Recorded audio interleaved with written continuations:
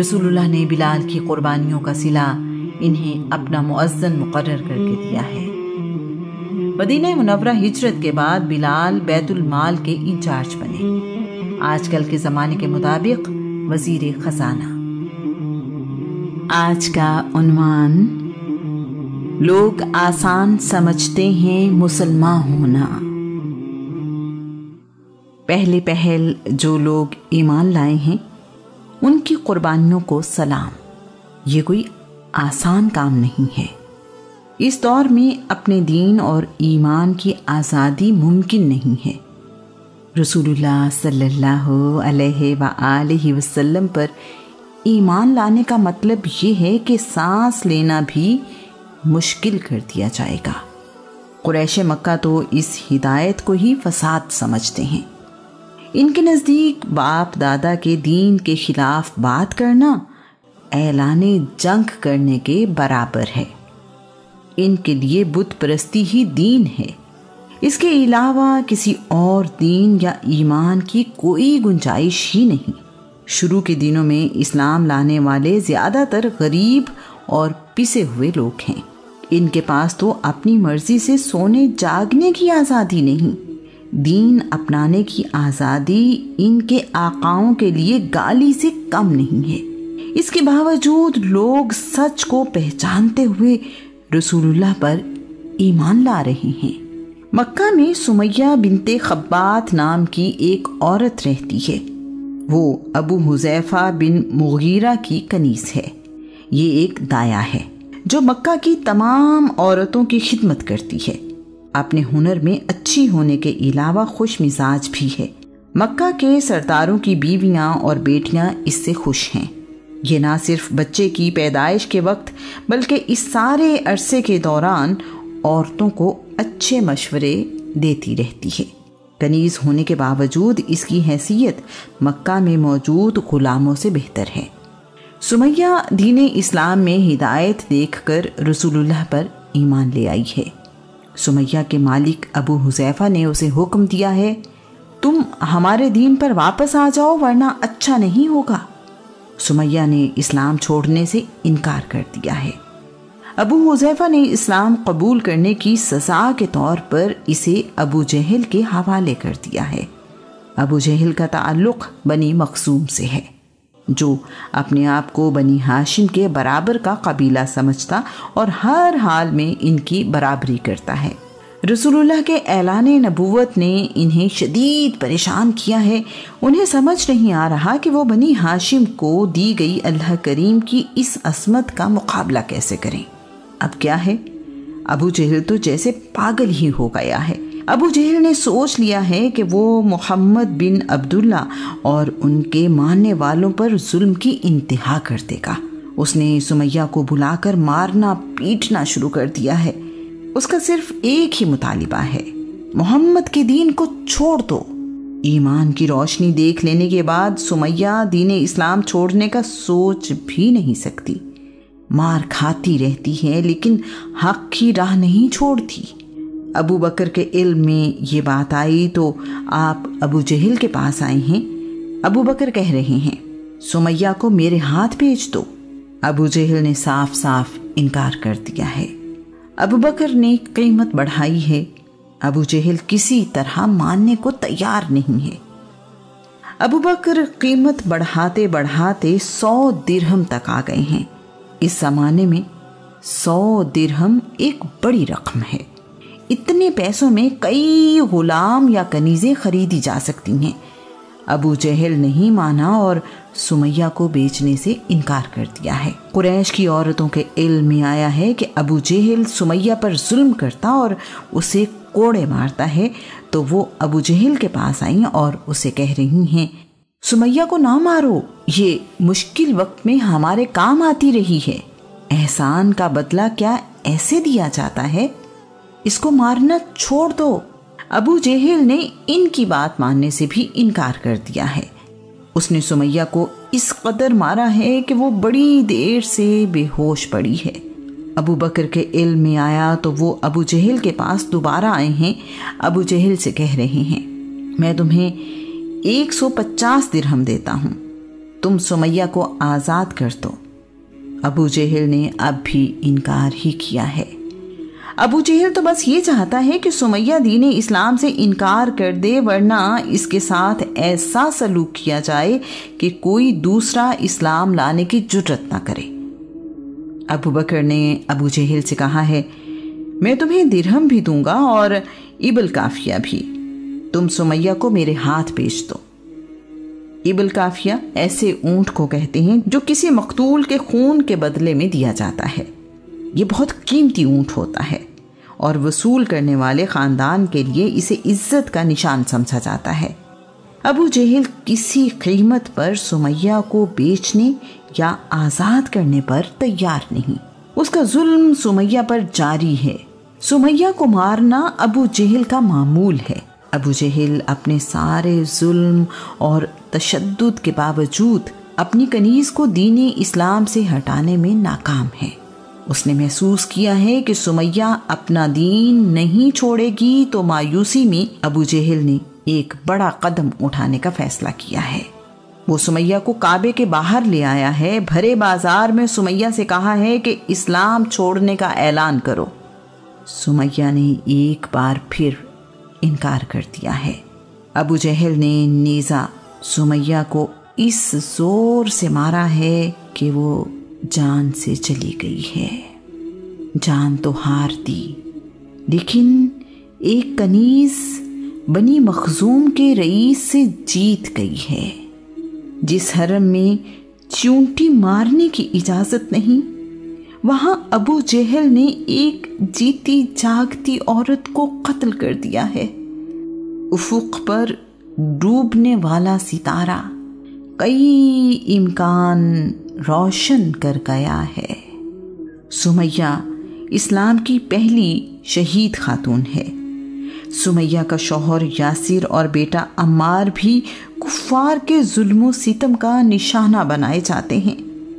सुमैया के कत्ल के बाद सरदारों ने मशवरा करके ऐलान करवा दिया है, मक्का में किसी गुलाम या कनीज को अबू बकर के हाथ बेचने पर पाबंदी है। उनका मकसद ये है कि आज़ादी के शौक़ में लोग रसूलुल्लाह पर ईमान ना लाएं, लेकिन उनकी ये कोशिश कामयाब ना हुई। उमर बिन खत्ताब अभी ईमान नहीं लाए और इस्लाम के मुखालिफ हैं। इनकी कनीज लबीना रसूलुल्लाह पर ईमान ले आई हैं। कुछ तारीखदानों के मुताबिक कनीज का नाम लुतैफा है। लबीना अबू बकर के गुलाम आमिर बिन फुहैरा की बहन है। उमर ने अपनी कनीज के रसूलुल्लाह पर ईमान लाने के मुतालिक सुना तो कोड़ा लेकर उसे मारना पीटना शुरू कर दिया है। उमर ने अपनी कनीज को इस कदर मारा है कि मार मार कर खुद थक गए हैं। अपनी कनीज से कहा है, तुम्हें मार मार कर थक गया हूँ, अब मैं कुछ देर आराम कर लूं, फिर दोबारा तुम्हें मारूंगा। एक दिन उमर बिन खत्ताब कनीज को मार रहे हैं तो इसने कहा है, उमर अगर तुम ईमान ना लाए तो मेरा रब तुम्हें भी ऐसा ही अजाब देगा। अबू बकर मक्का के अमीर लोगों में शुमार होते हैं। रसूलुल्लाह पर सबसे पहले ईमान लाने वालों में से हैं। उमर के पास आए और कनीज को उमर से खरीद लिया है। अबू बकर ने लबीना को आज़ाद कर दिया है ताकि वो अपनी मर्जी से इस्लाम के रास्ते पर अपनी ज़िंदगी गुजार सके। मक्का में गजिया नाम की एक औरत रहती है। इसका पूरा नाम गजिया बिनते जाबिर बिन हकीम और ये एक बदवी औरत है। अरब के किसी सहरा से आकर मक्का में आबाद हुई है। बदवी औरतें मर्दों की तरह दलेर होती हैं। एक तो बदवी होने की वजह से गजिया दलेर, दूसरे ये कि गुलाम नहीं है। इसे इस्लाम के सच्चा दीन होने का यकीन जल्द हो गया और ईमान ले आई है। इसे कुरैश के लोगों से कोई डर खौफ नहीं। अब ये मक्का में खुलेआम इस्लाम की दावत देने लगी है। मक्का के लोगों को ये कैसे मंजूर हो? अगर कनीज होती तो जान से जाती। उन्होंने गजिया को इगवा किया, रस्सियों से बांधा और मक्का से बाहर जाने वाले काफिले में कुचावे के बगैर ऊंट की नंगी पीठ पर बिठाकर रवाना कर दिया है। انہوں نے غزیہ کے لیے یہ سفر انتہائی مشکل بنانے کے لیے ایسا کیا ہے۔ غزیہ کو بھیجنے سے پہلے انہوں نے اسے شہد کھلایا، تیز دھوپ میں کھڑا رکھا اور پانی نہیں دیا تاکہ اسے پیاس کی شدت محسوس ہو۔ غزیہ اس قدر تکلیف میں ہے کہ اس کی آنکھوں اور کانوں نے کام کرنا چھوڑ دیا ہے۔ مکہ والوں نے قافلے والوں سے کہا ہے، اس عورت کو کھانا نہ دینا، نہ ہی پینے کے لیے پانی۔ جب یہ بھوک پیاس سے مر جائے تو صحرا میں پھینک دینا، اسے درندے کھا جائیں گے، اس کا اونٹ بھی تم لوگ لے جانا۔ غزیہ اپنی کہانی یوں سناتی ہے، بلا کی گرمی تھی، مجھے نہ تو کوئی پانی دیتا تھا نہ ہی کھانا، سب لوگ میرے سامنے پانی پیتے اور کھانا کھاتے تھے، مجھے موت نظر آنے لگی۔ 3 دن اور راتیں سفر میں گزری، میرے لیے رات گزارنا مشکل تھی۔ قافلے والوں میں سے جو مجھے دیکھتا اسے یقین ہو جاتا کہ یہ عورت صبح تک زندہ نہیں بچے گی۔ 4تھی رات آئی تو مجھے ایسا محسوس ہوا جیسے میں ٹھنڈا پانی پی رہی ہوں اور میرے ہونٹ پانی سے بھیگ گئے ہیں۔ میں نے پانی پینا شروع کیا یہاں تک کہ میری پیاس بجھ گئی۔ صبح ہوئی تو میں تازہ دم تھی۔ قافلے والے اس خیال سے میرے قریب آئے کہ اب تک تو میں مر چکی ہوں گی، لیکن ان کو حیرت ہوئی کہ میں زندہ تھی اور تر و تازہ بھی۔ میں نے انہیں اپنا خواب سنایا جس میں مجھے پانی پلایا گیا تھا۔ میرے لیے یہ خواب سے زیادہ حقیقت تھی۔ صحرا میں پانی کا ملنا قافلے والوں کی عقل سمجھ سے باہر تھا۔ وہ دیکھ رہے تھے کہ میں ابھی بھی اونٹ کے ساتھ بندھی ہوں، پانی کی مشکیزیں مجھ سے بہت دور ہیں، پھر مجھے پانی کیسے مل گیا؟ میں نے انہیں مکہ والوں کا خود سے کیا جانے والا سلوک اور اس کی تفصیل بتائی۔ قافلے والے میری داستان سن کر بہت شرمندہ ہوئے۔ انہوں نے میرے ہاتھ پاؤں کھول کر مجھے اونٹ پر سوار کرایا، کھانے پینے کا سامان دیا اور مجھے آزاد کر دیا۔ زنیرہ رومیہ نام کی ایک کنیز اسلام لے آئی ہے۔ اس کے مشرک مالک کا تعلق بنی مخزوم سے ہے۔ اس کے مالک کی زندگی تو گزرتی ہی اسلام اور پیغمبر اسلام کی دشمنی میں ہے۔ مالک نے اس قدر مارا کہ زنیرہ کی بینائی ختم ہو گئی ہے۔ زنیرہ کے دل کی آنکھ اللہ کے نور سے روشن ہو چکی ہے، اسے بینائی جانے کی کچھ فکر نہ ہوئی۔ ابو بکر نے زنیرہ کو خرید کر آزاد کر دیا۔ ایک دن ابو جہل کا زنیرہ سے آمنا سامنا ہوا ہے۔ ابو جہل نے اسے طنزیہ لہجے میں کہا ہے، دیکھا ہمارے خداؤں لات اور عزا نے دین چھوڑنے پر تمہیں اندھا کر دیا ہے، کہاں ہے تمہارا خدا جو تمہیں اس مصیبت سے بچائے؟ زنیرہ نے جرت اور یقین کے ساتھ جواب دیا ہے، ہرگز نہیں، لات و عزا نہ تو فائدہ پہنچا سکتے ہیں نہ کوئی نقصان، فیصلے تو آسمانوں اور زمین کا مالک کرتا ہے، میرا رب ہر چیز پر قدرت رکھتا ہے، وہ چاہے تو میری بینائی لوٹا دے۔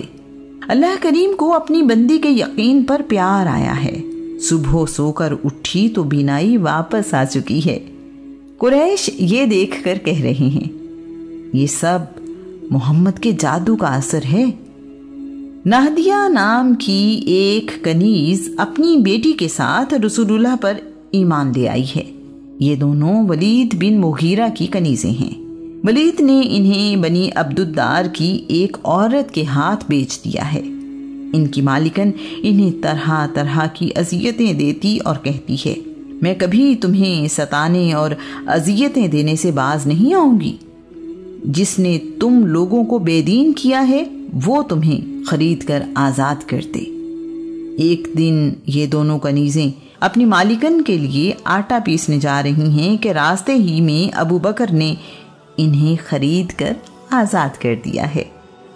ام عبیس بنی زہرہ کے ایک خاندان میں اسود بن عبد یغوث کی کنیز ہیں۔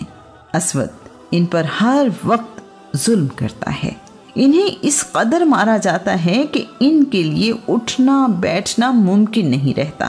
ام عبیس کا جرم اسلام قبول کرنا ہے۔ ام عبیس کو بھی ابو بکر نے خرید کر آزاد کر دیا ہے۔ بلال حبشی کی والدہ کا نام حمامہ ہے۔ یہ سارا خاندان ہی غلام ہے۔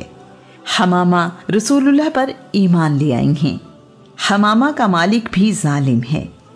ان کا مالک ان کو ہر طرح کی اذیتیں دیتا اور اسلام چھوڑنے کے لیے ان پر دباؤ ڈالتا رہتا ہے۔ یہ نیک عورت اپنے بیٹے کی طرح اسلام پر قائم ہے۔ ابو بکر نے انہیں بھی خرید کر آزاد کر دیا ہے۔ غلام اور کنیزیں اسلام لاتے رہے اور ابو بکر اپنی حیثیت کے مطابق انہیں خرید کر آزاد کرتے رہے۔ ابو جہل غریب اور بے بس لوگوں کو رسول اللہ پر ایمان لاتے دیکھ کر بڑے تکبر سے کہتا ہے، تم ان غلاموں اور لونڈیوں کو دیکھ کر حیران نہیں ہوتے کہ یہ کس طرح محمد کی پیروی کرتے ہیں؟ یہ اتنا بھی نہیں سوچتے کہ محمد کے دین میں کوئی بھلائی ہوتی تو کیا یہ ان پڑھ جاہل غلام اور کنیزیں اسے قبول کرنے میں ہم سے آگے ہوتے؟ کیا ہم آگے بڑھ کر اس دین کو ان سے پہلے قبول نہ کر لیتے؟ اسلام لانے والے تمام لوگوں کے ساتھ اسی طرح کا سلوک کیا جا رہا ہے۔ کسی سے اس کی بیوی چھین لی گئی ہے تو کسی عورت سے اس کا بچہ۔ کئی ماں باپ اپنے بچوں سے محروم کر دیے گئے ہیں۔ وہی لوگ جو پہلے اپنے قبیلے والوں کے لیے بہت اچھے اور عزت والے تھے، ایمان لاتے ہی ان کی زندگیاں عذاب بنا دی گئی ہیں۔ ایسے ہی کئی لوگ مارے بھی گئے ہیں۔ رسول اللہ پر ایمان لانے والوں نے سخت ترین ظلم سہتے ہوئے بھی اسلام سے منہ نہیں موڑا۔ وہ اس بات پر مطمئن ہیں کہ اللہ نے انہیں ایمان کی دولت عطا کی ہے۔ ایمان لانے والوں پر ظلم و ستم کچھ دن نہیں بلکہ کئی سال تک جاری رہا۔ قریش مکہ کی ساری کوششیں ضائع ہوئیں اور اسلام دن بدن پھیلتا چلا گیا۔ سب سے اہم بات یہ ہے کہ شروع کے سالوں میں اپنے غلاموں، کنیزوں اور رشتہ داروں پر ظلم کرنے والے بعد کے دنوں میں خود بھی ایمان لے آئے۔ یہی ایمان اور ایمان لانے والوں کی فتح ہے۔ یہ شہادت گہے الفت میں قدم رکھنا ہے۔ لوگ آسان سمجھتے ہیں مسلمان ہونا۔ اس کے بعد خباب ایک غلام ہیں۔ یہ لوہے کے کام کے کاریگر ہیں۔ انہیں تلواریں، نیزے، تیر اور ڈھالیں بنانے میں مہارت حاصل ہے۔